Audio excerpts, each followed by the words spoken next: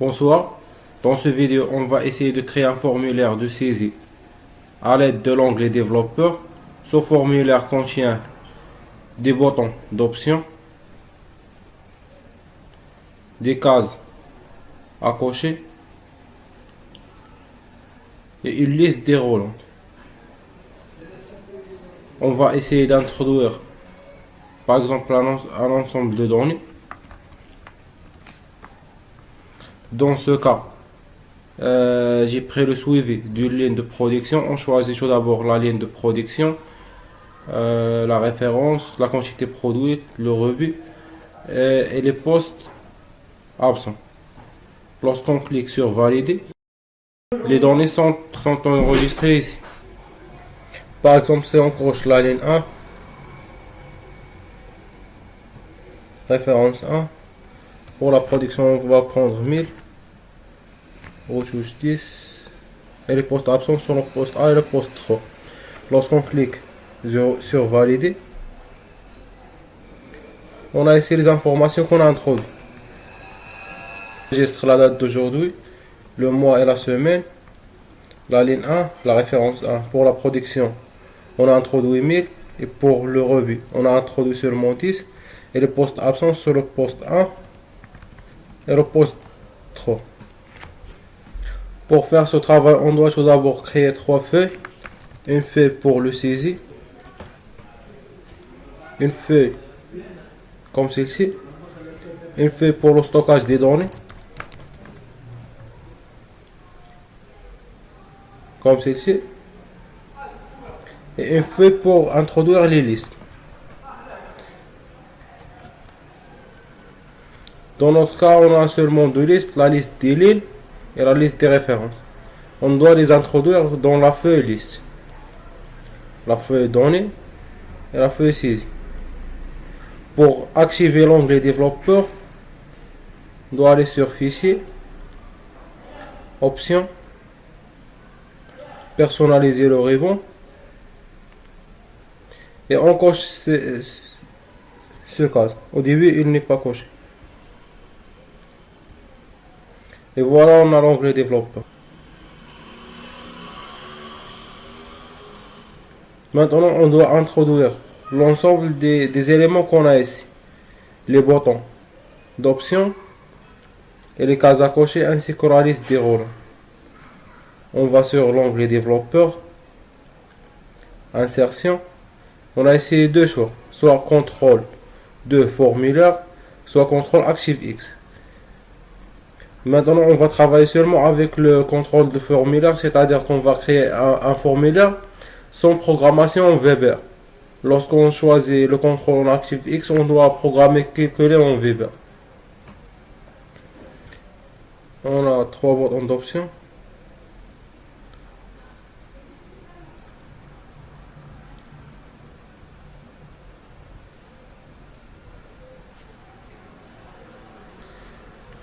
Lorsqu'on travaille avec ces boutons d'options, on peut seulement choisir une seule bouton d'option. On ne peut pas choisir les deux cas en même temps. On clique bouton droit, format de contrôle, et on choisit une cellule liée, c'est-à-dire la cellule qui va changer lorsqu'on va changer l'état de la bouton d'option. Lorsqu'on a coché la case d'option 1, on a ici le numéro 1. Lorsqu'on a coché la case d'option 2, on a ici le numéro 2. On va changer la cellule liée par suite. On va 3 cases d'options.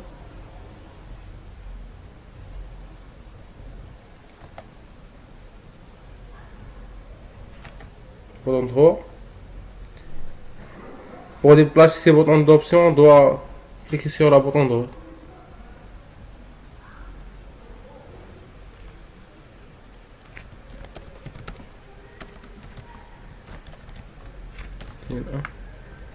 Bouton droit. Tinte.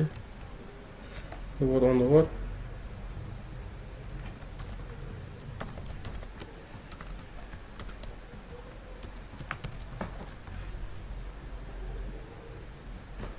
Tous les boutons d'options qui existent dans une feuille sont liés automatiquement à la même cellule. Comme vous le voyez ici, lorsqu'on change l'état du bouton d'option, la valeur de la cellule change. 1 et 2. On va les regrouper dans une zone de groupe.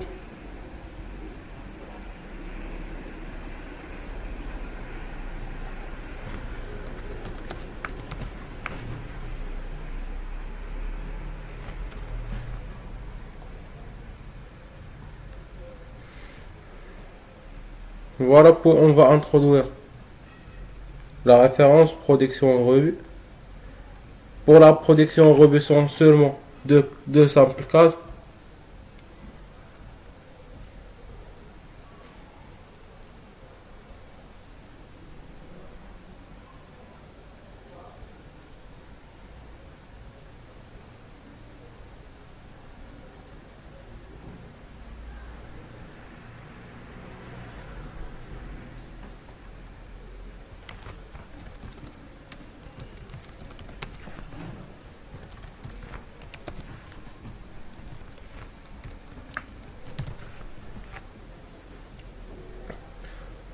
On va introduire maintenant la liste des relents. On a ici contrôle de formulaire. Ici on a une zone de liste des relents. On doit tracer la place de la zone de liste des relents. Voilà, lorsqu'on clique bouton droit sur cette liste, on doit donner deux plages, la plage d'entrée et la cellule liée. La plage d'entrée sont les valeurs affichées lorsqu'on va cliquer sur le bouton sur la liste des rôles. Voilà, liste, et on sélectionne notre liste dedans.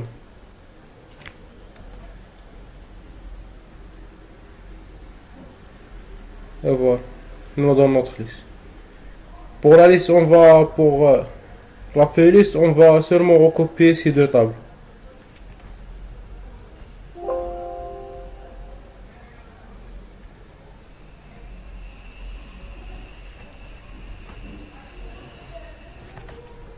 Pour le deuxième cas, c'est-à-dire la cellule liée, c'est la cellule qui va changer si on change la valeur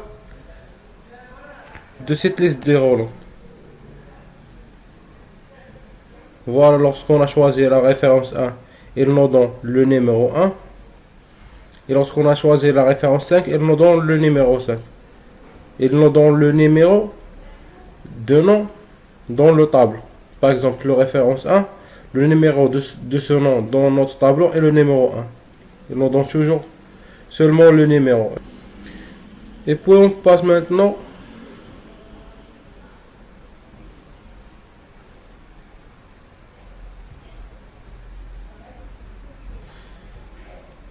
à case à cocher. C'est facile aussi à introduire les cases à cocher. On a contrôle de insertion, contrôle de formulaire. On introduit nos cases à cocher.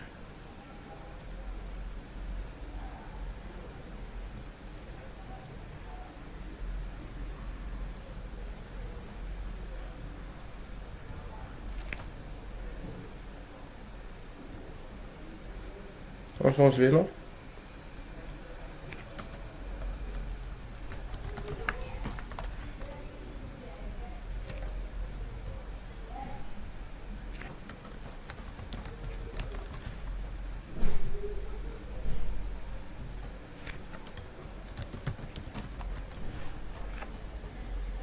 De même pour les cases à cocher, on clique bouton droit, format de contrôle. Il nous demande de choisir la cellule liée.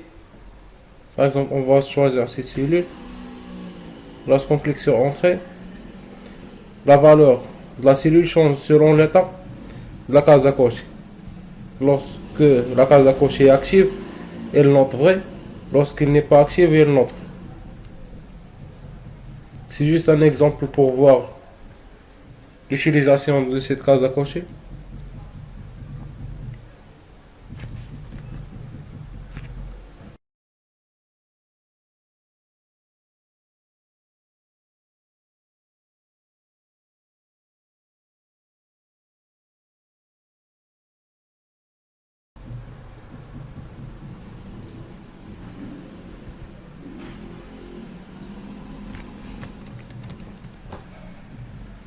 Maintenant, on passe à la page, à la feuille des données. On introduit seulement les données qu'on veut afficher.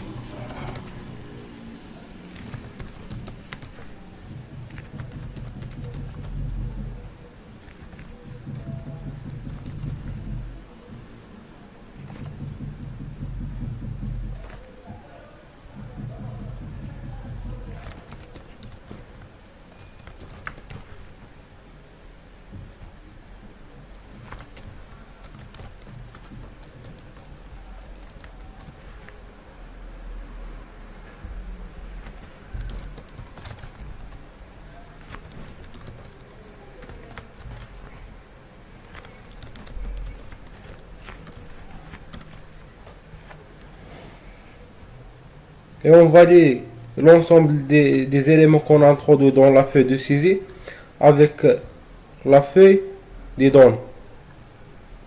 Pour les numéros de ligne, on va cliquer sur bouton droit, format de contrôle, et pour la cellule ligne, on va choisir ici le numéro de ligne. De même,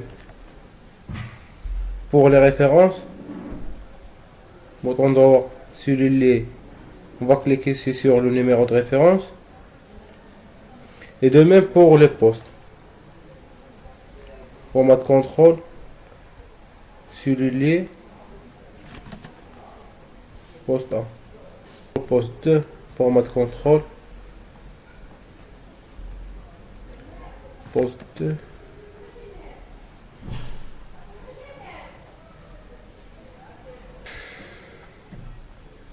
Et le poste 3.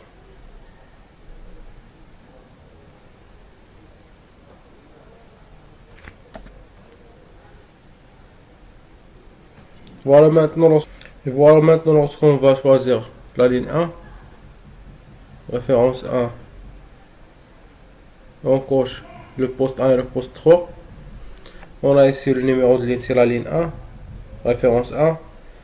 On a coché le poste 1 et le poste 3. On va essayer de changer par exemple ligne 2, référence 4 et le poste 2. L'état des cases a changé. On a ici le numéro de la ligne C2, la référence, le numéro de la référence C4. On a seulement le poste 2 qui est coché.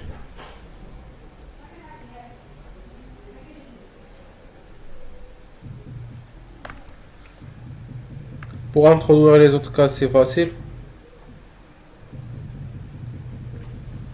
J'ai oublié la production, le revue. Là, c'est production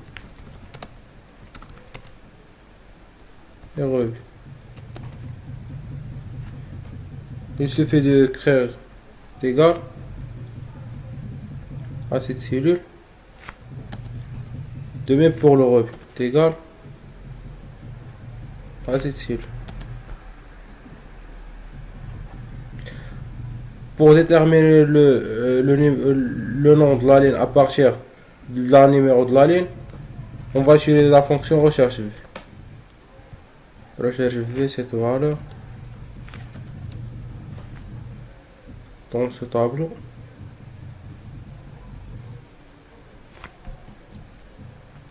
De F égal recherche V cette valeur dans ce tableau.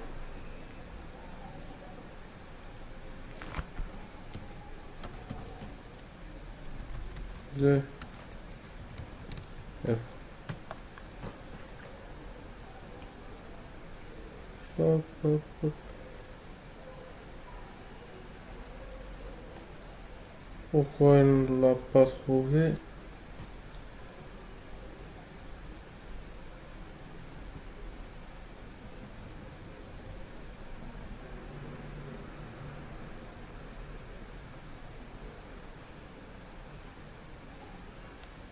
De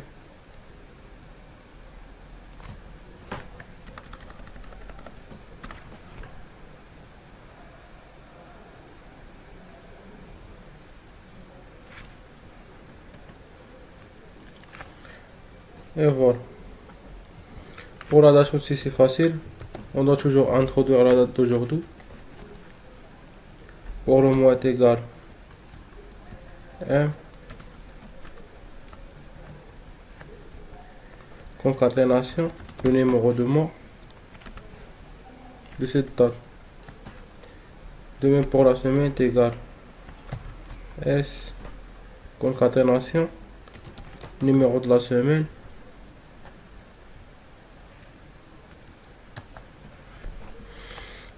Et voilà, on a introduit ici l'ensemble de nos données. On va essayer de changer. Par exemple, on a introduit la ligne 1, référence 1, la production 6000, revue 100. Et on a coché deux postes. Comme vous le voyez ici, il a gardé les dates, le mois et la semaine. La ligne 1, la référence 1, pour la production, on a introduit 1000. Pour le revue, on a introduit 100. Et on a coché le poste 1 et le poste 2. On a coché ici le poste 1 et le poste 2.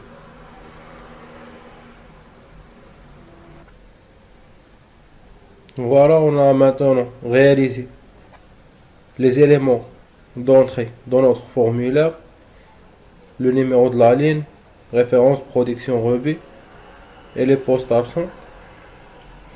On va maintenant essayer d'introduire une bouton pour automatiser le saisie. Voilà, c'est trop facile. On va sur insertion, illustration, pour choisir une forme.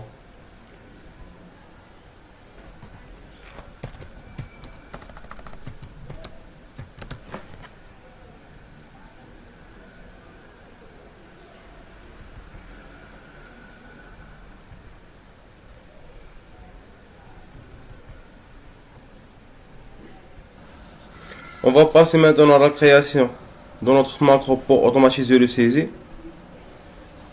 On coche l'onglet développeur, enregistrer une macro. Et on commence l'enregistrement dans la feuille saisie. Le macro doit aller sur la feuille de données. Il doit copier.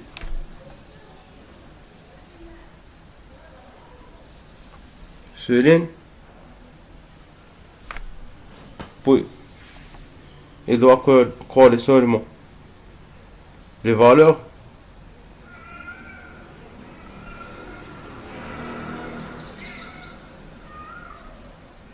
et finalement on introduit une nouvelle ligne pour le prochain saisie. On vide les cases.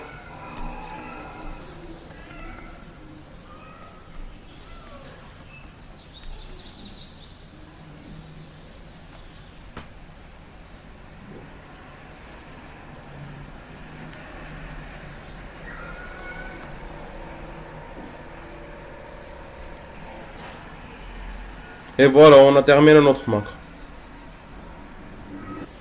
Maintenant, on va l'associer à ce bouton droit, affecter une macro 1.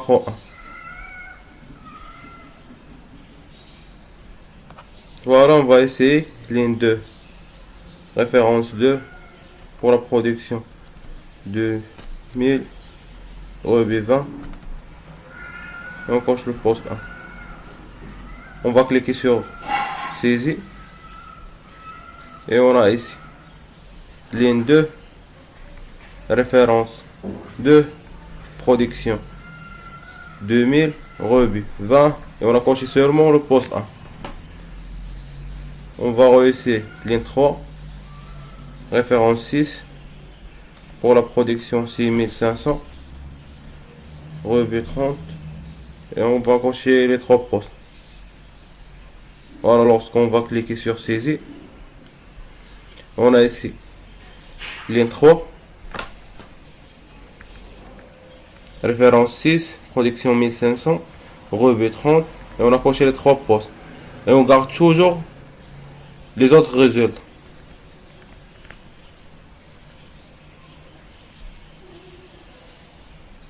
On va changer ce numéro à une date. On va mettre le tout sous forme tableau.